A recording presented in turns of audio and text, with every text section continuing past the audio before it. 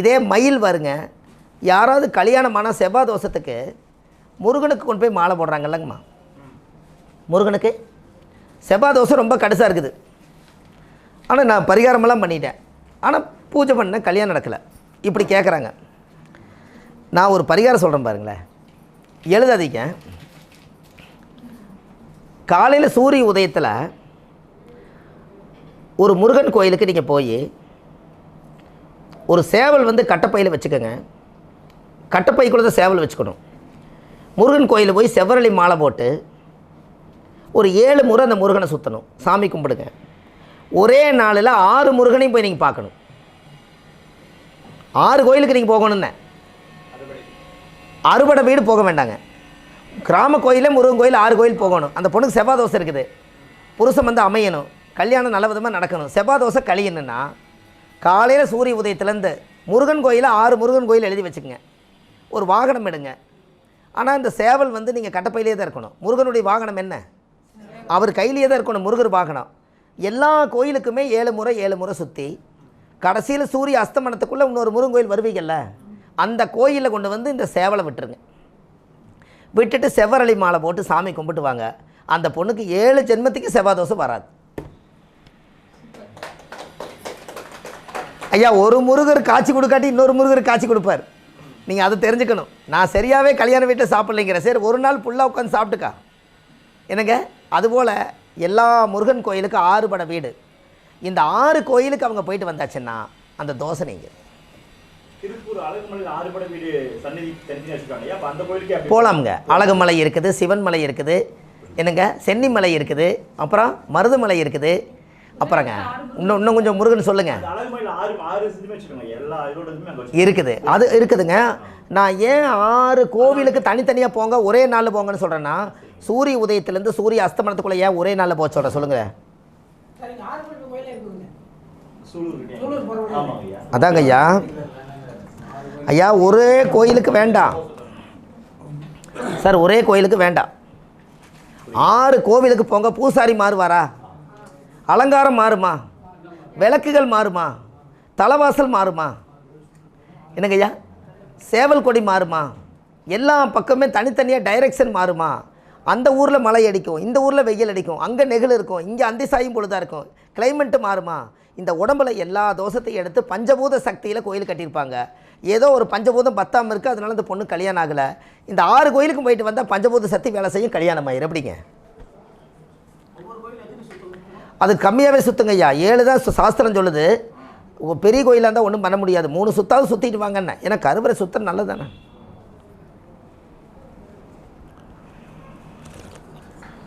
ஐயா என்றைக்குமே என்னங்க ஐயா, அண்ணன் சிரமப்பட்டு ரெக்கார்ட் பண்ணுறாங்க. யூடியூப்ல இந்த வீடியோ வந்துருந்தா, யூடியூப்ல இந்த வீடியோ வந்துடும், உங்களுக்கு லிங்க் அனுப்பிச்சிடுவாங்க. பாவம், நீங்கள் ஃபோனில் வீடியோ வச்சிருக்கீங்க, ரொம்ப கஷ்டம், கை வலிக்கும். கண்டிப்பாக ஐயா கிளியராகவே வந்துடுவேன். இப்போ அப்போ வள்ளுவர் வந்துடும். ஐயா, யாராவது முருகனுக்கு மாலை போட்டுக்கிறாங்களேங்க, செவ்வாய் தோஷம் இருக்கிறவங்க மயிலுக்கு மாலை போட சொல்லுங்க, கல்யாணம் ஆயிரு. மயில் வா வீட்டுக்குள்ளே கூப்பிட்றாங்கல்லங்க, அது கல்யாணமானது மயில். ஏன் மயில் வா வீட்டுக்குள்ளே கூப்பிட்றாங்களா இல்லையா? ஐயா, மயிலை மறந்துட்டோம். இது கேட்குது, அவர் கொண்டுட்டு போகிறையே, அவரை நான் தான் வாகனத்தில் சுமக்கிறேன், எனக்கு ஒரு மாலை போட்டே நீ. அப்போ மயிலுக்கு மாலை போடுங்க, கல்யாணம் ஆயிரு. அது ஒரு பறவை தான், ஆனால் அது சந்தோஷம் பாருங்களேன்.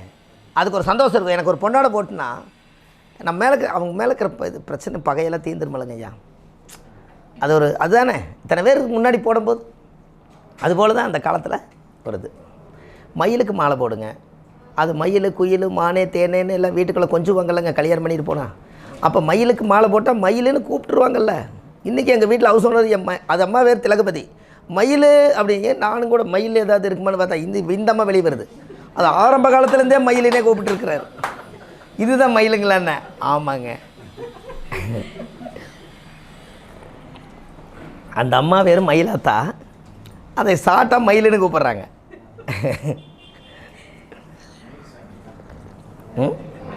என்னங்க ஐயா? மயில் சாமி சார். அதாவது கல்யாணம் ஆகணுன்னா சிவனோட பேரும் முருகனோட பேரும் ஒரே வீட்டுக்குள்ள இருந்தால் 2 பேர்த்துக்கு பிரச்சனை தாங்க ஐயா. யாரோ ஒருத்தரை வாடகை வீட்லையாவது கல்யாணம் ஆக வரைக்கும் தனியாக வைங்கன்னு. ஏன்னா சிவனும் பார்வதியும் உட்கார்ந்துருக்கும்போது யார் இந்த ஞான பழத்தை உலகத்தை சுற்றி வந்து எடுக்கிறார்களோ அவர் தான் ஞானப்பழன்னு சொன்னாங்க. அந்த பழத்தை வந்து விநாயகர் என்ன பண்ணி போட்டார், என்னை படைத்த தாயே நீ தான், தகப்பனு நீ தான், உலகத்தை சுற்றி வந்தாலும் ஒன்று தான், உன்னை சுற்றி வந்தாலும் ஒன்று தான். அவர் என்ன பண்ணிட்டார், மயில் வாகனத்தில் முருகர் வந்து ட்ராவல் பண்ணும்போது சாட்டாக விநாயகர் என்ன பண்ணிட்டார், அம்மா அப்பாவை சுற்றி அந்த பழத்தை மாம்பழத்தை எடுத்து சாப்பிட்டார். அப்புறம் முருகன் வந்து கேட்டோடனே பழம் இல்லை, நான் முறையாக சுற்றிட்டு வந்த பழம் இல்லை, தந்தையே உன் மேலே எனக்கு கோவம் தான்ட்டார். இந்த கோவம் இன்றைக்கி வரைக்கும் தேரல. அப்போ முருகன் பேரும் சிவன் பேரையும் கொண்டு ஒரு வீட்டுக்குள்ளே வச்சுருந்தா அப்பனுக்கு மகனுக்கு சண்டை வருமா வராதா? இப்போது வாழ்வியல் பரிகாரம்னு ஐயா வச்சுருக்காங்க, ஒரு சில பேர் வளரும் பரிகாரம் நிறையா வச்சுருக்காங்க. நம்ம ஏன் ஆதிகால பரிகாரம்னு வச்சோம்னா, எனக்கு தெரிஞ்சு நம்ம 1980 பிறக்கும்போது அந்த ஆதிகாலத்தில் வந்து திருவள்ளுவர்கள்லாம் ஜோதிடம் பார்க்குறனால, அந்த ஆதின்னு வந்ததுனால சரி ஆதி காலத்தில் நம்ம ஜோதிடம் பார்த்துக்கிட்டே இருக்கிறனால அந்த பரிகாரத்தை உள்ளே சேர்த்து ஆதிகால பரிகாரம்னு வச்சேங்க. அது கொஞ்சம் அந்த காலத்தில் இருக்கக்கூடியதெல்லாம் எடுத்து இயற்கையாக நம்ம மக்களுக்கு சொன்னால் என்றைக்கும் அழியாது. பாருங்கள், ஒரு பரிகாரம் சொல்கிறேன். ஆமாங்க ஐயா, அது இந்த நேரமாக இருக்கும், அது வாடாமல்லிக்காய் இந்த நேரமாக இருக்கும். அதான் அது அவர் கரெக்டாக கேட்குறாரா இல்லைங்களா? அது எதுக்கோ சொன்னாங்க அப்படின்னு. ஐயா, நீங்கள் முகம் வந்து உங்களுக்கு வாடாமல் இருக்கணும்னா வாடாமல்லி செடிக்கு தண்ணி ஊற்றுங்க ஐயா, அதுக்கு வாடாமல்லின்னு பேர்.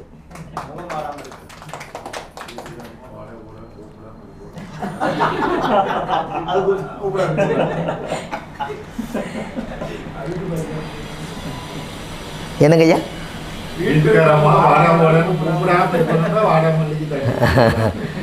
அந்த வாடாமல்லியில் ஒரு விசேஷம் என்னன்னு கேட்டிங்கன்னா, எல்லா பூவும் எத்தனை நாளுங்க ஐயா வாடும்?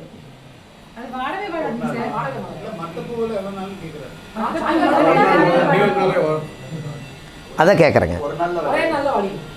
இந்த இது ஒரு 15 நாளைக்காவது அப்படியே இருக்குங்க ஐயா. என்னங்க? அதிகமாக 5 நாளைக்காவது இருக்குங்க. அது வாடாத மலர், அது காலப்போக்கில் அது வாடாமல்லின்னு பேர். அதோட நிறம் என்ன நிறம்னு சொல்லுங்கள். இவர் ஐயா மாலை போட்டார் இல்லைங்க, எனக்கு வயலட்டு ஐயா மாலை போட்டார் இல்லைங்க. இது 7.5 நாட்டு சனி நடக்கிறவங்க, சனி திசை நடக்கிறவங்க வாடாமல்லி செடிக்கு தண்ணி ஊற்றுனாங்கன்னா 7.5 சனி குறையும். அந்த கலர் தானே நடக்குது, கரெக்டுங்களா ஐயா? அப்போ அது வாடாத மலர் ப்ளஸ் அந்த 7.5 சனி முடித்தா நம்ம முகம் வாடிருமில்லங்க. இதுக்கு மருந்து என்னென்னா இதுதான்.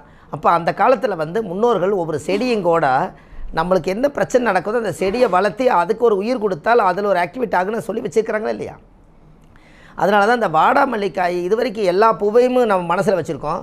வாடாமல்லி ரொம்ப ரேர் அந்த காய் வந்து. ஆனால் அது பார்த்திங்கன்னா இன்றைக்கி கலர் வைக்கிறதுக்கு இந்த கரெக்டாக இந்த கலராக இருக்கும். சனி வந்து கரு நீளமாக இருக்கா இல்லையா? கரு நீளம் தானுங்க சனி, அதுவும் கரு நீளம் தானே. அது ஒரு பெரிய ஒரு வைத்தியத்துக்கு அது பயன்படுதுங்க. அந்த செடி மிகப்பெரிய ஒரு வைத்தியத்துக்கு அந்த செடி பயன்படுது. ஆனால் வாடாமல்லிக்கு அந்த பவர். அதனால தான் இந்த ஆதிகால பரிகாரம்னு வச்சதுங்க. பாருங்கள், ஒன்றும் இல்லை, வீடு கட்டிட்டு வாஸ்து சரியில்லைன்னு சொல்கிறாங்களா இல்லைங்களா? என்னங்க ஐயா? வீடை கட்டிட்டு வாஸ்து சரியில்லைங்கிறாங்க. நான் என்னங்கிறேன்னா, நீங்கள் ஒரு 5.5 சென்ட் இடம் வாங்குறீங்கல்லங்க ஐயா, அந்த 5.5 சென்ட் இடத்துல 1 லாரி தண்ணியை விட்டு அந்த பூமியை நல்லா ஈரம் பண்ணி 9 நவதானியத்தை ஒரு 10 கிலோ வாங்கி அந்த 9 நவதானியத்தை அந்த 5.5 சென்ட் இடத்துல அந்த ஈரத்தில் முளை போட்டு எல்லாம் ஒரு முளைப்பாற மாதிரி எல்லா மூலிகையும் மேலே வந்துருச்சுன்னா அந்த மண்ணில் 9 நவக்கிரகம் உயிரோடு வாசம் செய்யுமா? அதுக்கப்புறம் வீடு கட்டுங்க, எப்படி இருக்கும்? என்னங்க ஐயா? பாருங்கள், கரெக்டாக சொல்கிறாரு பார்த்தீங்களா? பழைய முறையில் இருந்ததுங்கிறாரு.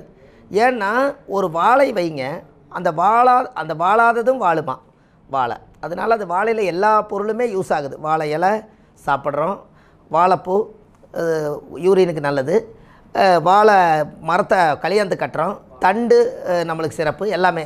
அதனால் அந்த வாழை மரம் எல்லாத்துக்கும் உதவுறதுனால முதல் வாழை மரத்தை வைக்கிறாங்கிறாங்க. பூமி வாங்கின உடனே ஒரு 4-5 வாழைக்கனை வச்சு அது வாழை வந்து அதுக்கப்புறம் அது பூ பூத்து பழம் பழுத்து அந்த பழத்தை எடுத்து சாப்பிட்டுட்டு அதுக்கப்புறம் நீங்கள் அந்த பூமாதேவியில் நீங்கள் பாலக்கால் போட்டு கட்டினீங்கன்னா அது ஈத்து பேத்து எடுத்த வீடுன்னு சொன்னாங்கல்லங்க. இதுவும் ஈத்து பேத்து எடுத்துருச்சா இல்லையா சொல்லுங்கள்? என்னங்க ஐயா? அந்த காலம் சொன்னாங்களே இல்லையா இந்த வார்த்தை? பேரம் பேத்து ஈத்து பேத்து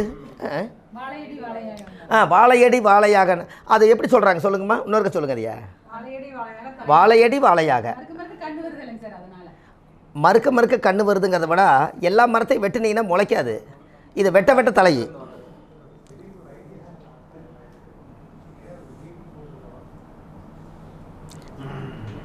ஐயா நீங்கள் இது வந்து வெட்ட வெட்ட தலையுமா என்னங்க? வெட்ட வெட்ட அந்த குருத்து மேலே வந்துடும். நாளைக்கு போய் பாருங்கள், அது மேலே வந்துடும். அந்த தெர்ப்பப்பிள்ளையில் அந்த கூடு கட்டுறது ஒன்று சொல்லியிருந்தீங்க இல்லைங்க ஐயா? அந்த தெர்ப்பப்பிள்ளையோட ரகசியம் என்னென்னா, தர்ப்பணம் கொடுக்கும்போது தர்ப்பையை வச்சு நம்ம ஐயரு கையில் வச்சுருப்பாங்க இல்லைங்க ஐயா? அதுக்கு என்ன ஒரு மூலாதாரம்னு கேட்டிங்கன்னா, அந்த தர்ப்பை எப்படி வருதுன்னு உங்களுக்கு தெரியுமா? அம்மா சொல்லுவாங்க. அம்மா அப்படியே அந்த தர்ப்பை வந்து மெய் மறந்துட்டாங்க. உங்களுக்கு எதாவது கொஞ்சம் தெரியலன்னா சொல்கிறேன்.